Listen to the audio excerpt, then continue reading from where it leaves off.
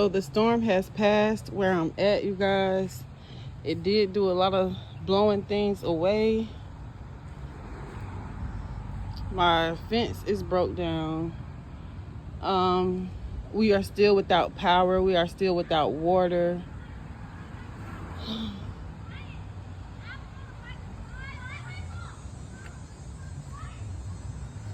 We got a lot of cleaning up to do. It's stuff everywhere, you guys.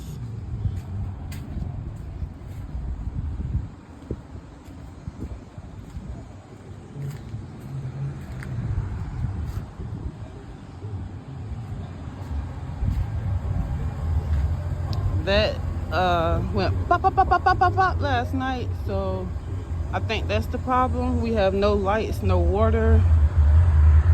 I don't know when they're gonna get here to fix it.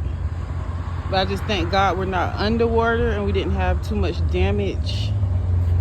I just wanted to check in with you guys and let you guys know we are safe. All thanks to God.